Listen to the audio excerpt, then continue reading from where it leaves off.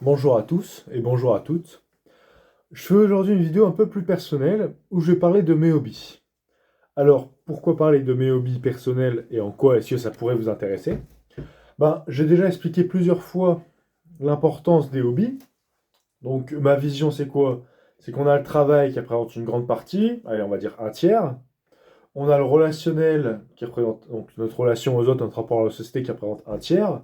Et on a nos hobbies qui représentent le dernier tiers.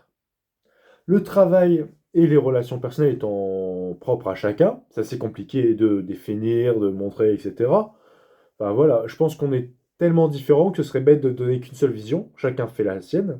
Par contre, au niveau des hobbies, je pense que les hobbies sont plus ou moins groupés, même si chacun a des spécialités. Mais je pense que c'est intéressant de découvrir des hobbies et ça peut permettre d'aboutir sur de nouvelles choses. Par exemple, si demain je parle à quelqu'un qui me parle de son métier, je vais pas changer de métier pour faire le sien.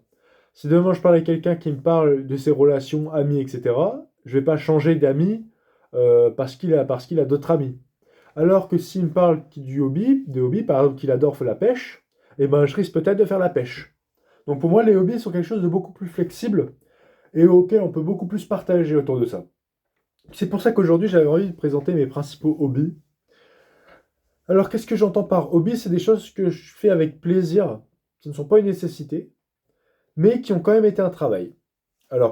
J'ai déjà expliqué, mais je le réexplique, et j'ai cherché des hobbies, parce que je pense que quand on discute avec quelqu'un et qu'on, c'est intéressant de parler de hobby plutôt que de parler seulement du temps, voilà. Et quand on discute avec quelqu'un, comme je vous disais, les choses flexibles, c'est quoi? C'est les hobbies. Donc moi, si je parle avec quelqu'un qui s'y connaît en pêche, c'est un plaisir. Et qui s'y connaît bien en pêche, c'est un plaisir. Qui s'y connaît bien en agriculture, c'est un plaisir. Et du coup, j'ai voulu me développer certains hobbies pour être intéressant dans une discussion, pour améliorer un peu mon niveau d'échange social, etc. Être plus intéressant, parce que c'est le but. Donc, quels sont les hobbies? Je vais vous les présenter un par un. Le premier, c'est avec l'harmonica. Je vous ai déjà fait une démo il y a quelques temps. Je me suis pas beaucoup amélioré depuis. J'ai pas forcément le temps de jouer et je prends pas le temps en fait. Malheureusement, je pense que je passe beaucoup trop de temps sur mon téléphone et pas assez à jouer. J'aurais pu largement m'améliorer. Mais j'arrive à un palier où c'est vraiment la progression est simple. Et après, c'est un gros palier à passer. Et ce gros palier, c'est mon problème, je pense. C'est que vraiment, pour passer la marche, il faut faire une semaine bien d'entraînement et tout. Et je ne l'ai pas encore passé. Donc, on va essayer de le passer, hein. Mais pour l'instant, j'ai pas encore eu l'assiduité nécessaire pour monter mon niveau. Voilà, je vais pas vous rejouer l'harmonica, hein. L'harmonica, je l'ai pris pourquoi? Parce que la musique, c'est une grande part de notre vie. J'écoute beaucoup de musique, on parle beaucoup de musique, il y a plein de genres de musique. En bruit de fond, on aime bien avoir de la musique. Et loin de moi l'idée de connaître le solfège ou voilà, connaître les notes de musique, do, ré, mi, fa, sol, la, si, do, je m'en fiche un peu. Genre, je pense pas que c'est une discussion intéressante. Mais si un jour on me dit, ah, tu sais jouer de quoi? Je dis, ah bah moi je joue de l'harmonica. Ben, c'est intéressant. C'est un hobby qui est ouvert aux autres. Parce que tu peux discuter, tu peux jouer aux autres, tu peux faire profiter les autres. Mais c'est un hobby aussi, donc le hobby pour profiter des autres. Mais il y a une deuxième facette, c'est un hobby pour moi. Quand je suis tout seul et que je joue de l'harmonica, je suis bien. En fait, quand on est tout seul, on a deux choix. Soit on consomme ce que quelqu'un d'autre a fait. On regarde la télé, on regarde des vidéos, on mange, voilà, on consomme ce que quelqu'un d'autre a fait. Soit on consomme ce qu'on crée. Et là, plutôt qu'écouter une musique d'un chanteur ou un musicien qui va être bien mieux, créer ma musique, ça va pas être meilleur pour mes oreilles. Mais pour ma fierté personnelle, ça va avoir un effet beaucoup plus grand. Et c'est ça aussi l'intérêt du hobby, c'est que ça va améliorer ma fierté personnelle. Pour ça que je joue de l'harmonica, qui est un instrument simple. Enfin voilà, les raisons pour jouer de l'harmonica, c'est que c'est un instrument simple qui se transporte facilement. Il est difficile de faire des vraies mélodies dessus, mais mon objectif n'est pas de devenir musicien professionnel. Mon objectif, c'est un soir où je m'ennuie au coin du feu, je peux me jouer un petit accord d'harmonica et ça me fait plaisir. Au fond de moi, ça me fait plaisir. Le deuxième point, c'est le livre. Alors, le livre en lui-même, on s'en fiche, c'est un livre de philo, mais la lecture. J'ai beaucoup lu quand j'étais jeune, à croire que je suis vieux, non, mais quand j'étais 14, 15 ans, je lisais beaucoup. Là, je me suis un peu calmé sur la lecture. Et j'ai découvert les livres un peu philosophiques ou géopolitiques que je trouve hyper intéressants. Et voilà. Et en fait, c'est en lisant ce genre de livre, qui fait partie d'un hobby, que je me rends compte que le hobby, comment expliquer ça? Un hobby d'harmonica, c'est bien, voilà, nana, on développe l'harmonica, on développe ses connaissances sur la musique à la limite, mais un hobby sur les livres et sur la géopolitique, si on regarde, ma façon de penser, ma façon par exemple de voir, on va dire l'amour qui a été étudié dans ce livre, c'est un des chapitres, ma façon de voir l'amour, après la lecture de ce livre, elle a changé radicalement. Et ça me montre en fait que c'est pas normal de faire un pivot à 90 degrés sur un sujet. C'est qu'on ne le maîtrise pas du tout, c'est qu'on n'a qu'une seule vision. Et la lecture, ça permet d'engranger, d'améliorer soi-même, son intellect, etc. Et c'est aussi l'avantage d'un hobby. C'est que, bien sûr, c'est pas fait pour s'améliorer, c'est fait pour prendre du plaisir, c'est fait pour faire des choses à côté du travail, pour faire des choses pour soi. Or, allier les choses pour soi et les choses qui vont nous améliorer, je pense que c'est deux parties, c'est deux faces d'une même pièce. Voilà, donc là, je lis des livres de philosophie, très intéressant. Pour info, j'ai lu La chute de l'Occident par Emmanuel Todd en livre de géopolitique. Et là, je lis Le plaisir de penser, donc c'est une introduction à la philosophie, de André Comte-Sponville. Et c'est très intéressant pour l'instant. Je commence petit à petit, j'avance. Je fais des petites citations, je ne sais pas si je les ai là. Non, quand j'aime bien un passage, en fait, je le note sur des citations. Si vous voulez, un jour, je ferai un recueil de citations. Mon troisième hobby, c'est les échecs. Pourquoi? Pur effet de mode. Je me suis fait influencer. Il y a un moment, beaucoup de gens jouent aux échecs, etc. Et je me suis mis. Et les échecs, ça a cet avantage-là, c'est que, bah déjà, ça faut apprendre les règles, ça nous apprend à prévoir, etc. Mais c'est difficilement applicable. Disons que je ne suis pas devenu plus prévoyant en jouant aux échecs. C'est surtout en faisant mon travail que j'ai dû apprendre à l'organisation, la prévision, etc. Mais les échecs, ça a ce côté où on affronte un adversaire. On joue sur un site qui s'appelle chess.com, C-H-E-S-E, non, C-H-E-2-S.com, et on joue contre des joueurs du monde entier. Et c'est là, moi j'ai un petit niveau pour vous dire, actuellement je suis à 600, je joue des parties de 10 minutes et je suis à un classement de 600, donc les grands maîtres sont à 2000, et quand j'ai débuté j'étais à 300, donc vous voyez, je suis pas haut, je suis pas bon. Mais c'est du un contre un, c'est de la vision, c'est de la manipulation, etc. Et ça peut être très intéressant. Donc franchement, un bon jeu pour l'esprit compétitif et pour l'envie de s'améliorer, c'est très intéressant. Et mon dernier hobby, je peux vous dire, c'est pas forcément des hobbies. Est-ce que je joue de l'harmonica plus d'une fois par semaine? Non. Mais c'est des choses vers lesquelles je peux me tourner en fait. Aujourd'hui, quand j'ai rien à faire, je me tourne vers les vidéos YouTube. Mais du coup, je consume autre chose. Je consume ce qui a été produit par d'autres. Or là, lorsque je vous présente ces hobbies, je consume ce qui a été produit par moi. Et je pense que c'est plus intéressant de consommer ce que nous on produit parce que du coup, on apprend à devenir une meilleure usine. On apprend à produire plus.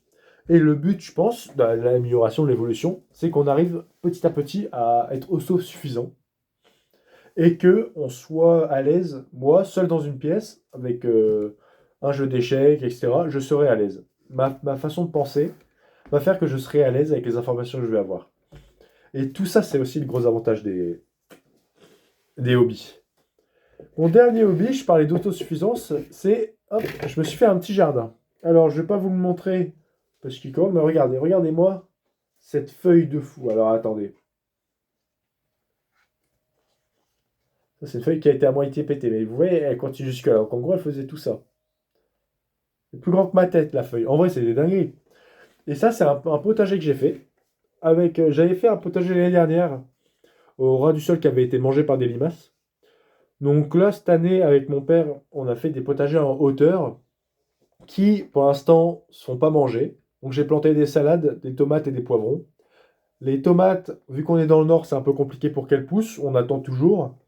Les poivrons, c'est un peu mal parti. Par contre, les salades ont bien prises. Et voilà, on en mange de temps en temps. Et c'est un plaisir. Le plaisir, il se fait à la fois dans la dégustation, à la fois, c'est un peu une preuve visible de ce qu'on fait. Par exemple, moi qui joue de l'harmonica, à part à m'enregistrer et me réécouter, ou alors la satisfaction personnelle, je vois pas que je m'améliore. Alors, quand on fait de l'agriculture, quand on fait passer une simple salade, et ben on voit la salade grandir et on se dit, ah ouais, ça marche. Ou alors, ah ben on a raté, mais celle à côté marche. Donc, qu'est-ce qui a été bien fait, qu'est-ce qui a été mal fait. Et ça nous permet en fait de voir le résultat de nos efforts, le résultat de nos hobbies. Et c'est ça aussi qui est intéressant parce que il y a la satisfaction personnelle à lire un livre de philosophie, mais les trois quarts des pensées que j'ai ou des connaissances que j'ai, j'en discuterai ou je n'en parlerai peut-être jamais.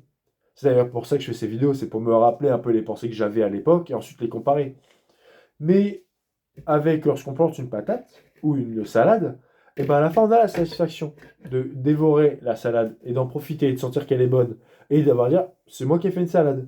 Et là du coup à table, au repas de famille ou chez des gens, tu dis ah ouais elle est bonne cette salade et tout. Ouais et la personne qui a préparé la salade dit oui elle vient de mon jardin. Et là tu fais bah moi aussi j'ai ça dans mon jardin. Et paf, la discussion est engagée. Et vu que l'homme est un animal social, bah c'est vachement important de réussir à engager cette conversation.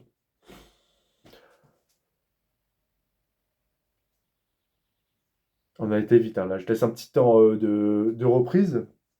Donc voilà, c'est tout pour la présentation de mes hobbies. Et je pense que ma prochaine vidéo se fera sur le travail ou sur la politique. Mais j'ai un petit problème avec la politique. C'est que, bah voilà, je fais ces vidéos pour un peu évoquer ma pensée, etc. Sauf que, on peut regretter ce qu'on dit plus tard. Demain, j'aime plus les échecs, parce que je trouve que l'esprit compétitif et tout, c'est nul. Et ben, je regarde cette vidéo et je me dirais, je regrette d'avoir dit ça, mais tant pis. Or, si demain je fais une vidéo sur de la politique, où j'exprime des idées de politique, etc., bah, j'ai pas envie que dans quelques années, moi, les idées que je dis ne me plaisent plus, ou alors non pas. Si je pense que doubler le salaire minimum ou arrêter toutes les allocations vont être utiles, et qu'on fait ces deux mesures opposées, enfin qu'on fait une des deux mesures, et que ça fait un effet qui est carrément pas positif, bah, j'ai pas envie de me dire ah, je suis vraiment un abruti complet, j'ai fait l'erreur. Mais en plus, j'ai pas envie que d'autres personnes viennent me voir et me disent ah bah regardez, t'as dit ça à cette époque, t'as fait une erreur, et qu'on me remette un peu le nez dans ma merde. Donc c'est pas une honte vis-à-vis des idées, parce que j'ai des idées, j'en suis fier.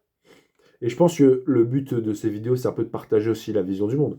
Mais j'ai pas envie que plus tard, certaines idées que je dise qui ont été reprises n'aient pas abouti, ou au pire, il y a eu des conséquences embêtantes ou graves, et d'être tenu responsable de ces conséquences.